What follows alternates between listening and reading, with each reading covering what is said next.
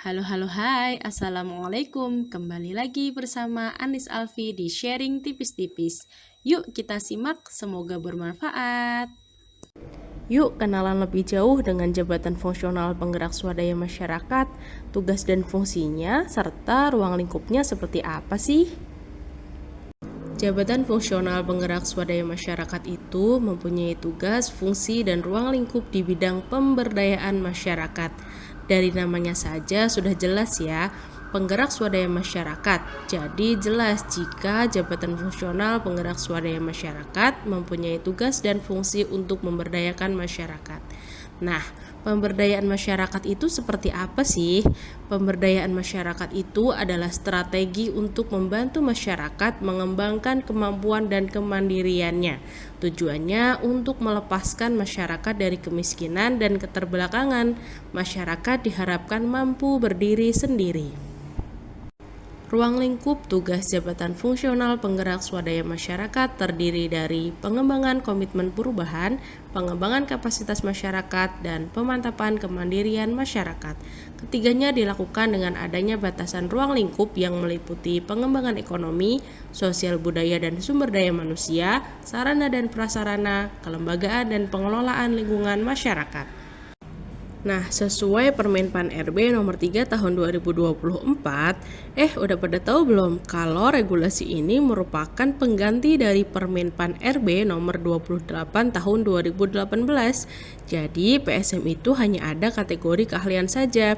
Berikut adalah ruang lingkup tugas jabatan fungsional penggerak swadaya masyarakat berdasarkan jenjangnya. Jenjang ahli pertama yaitu melaksanakan identifikasi, pengumpulan data dan informasi pemberdayaan masyarakat, serta melaksanakan kegiatan operasional dan melaksanakan pengembangan komitmen perubahan masyarakat.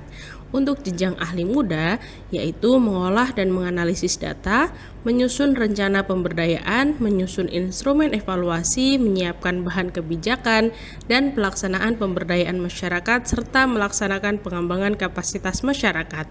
Untuk ahli madya yaitu melaksanakan diseminasi dan evaluasi pemberdayaan, merumuskan bahan kebijakan dan pelaksanaan pemberdayaan masyarakat, menyusun materi pemberdayaan, serta melaksanakan pemantapan kemandirian masyarakat. Untuk jenjang ahli utama, yaitu melaksanakan penyusunan konsep grand design, roadmap atau model pengembangan dan memberikan rekomendasi kebijakan di bidang pemberdayaan masyarakat.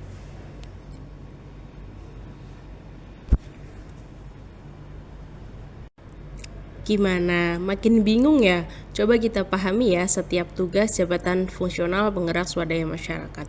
Yang pertama tadi udah disebutkan sebelumnya yaitu pengembangan komitmen perubahan.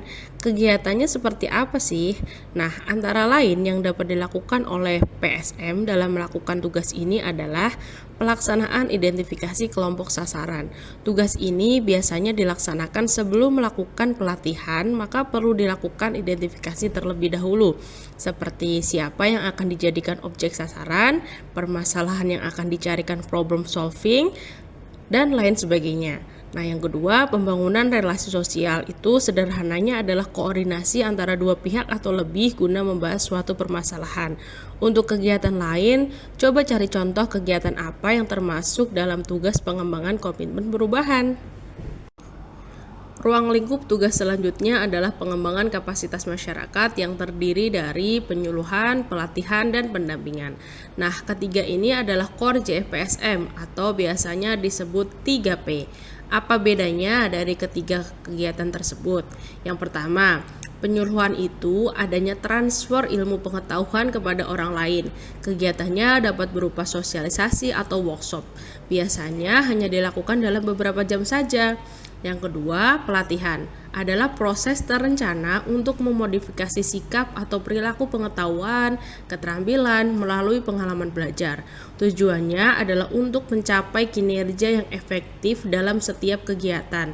Pelatihan ini biasanya dilakukan dalam jangka waktu lebih lama, yaitu sekitar 2-3 hari. Contoh pelatihan penanaman secara hidroponik. Tentu saja pelatihan ini tidak cukup jika dilakukan hanya 2-3 jam saja. Yang ketiga yaitu pendampingan, adalah proses, cara, atau perbuatan mendampingi atau mendampingkan. Pendampingan dapat dilakukan dalam berbagai bidang. Pendampingan biasanya dilakukan dalam jangka waktu yang lebih lama dan berkali-kali, jadi tidak hanya satu kali saja.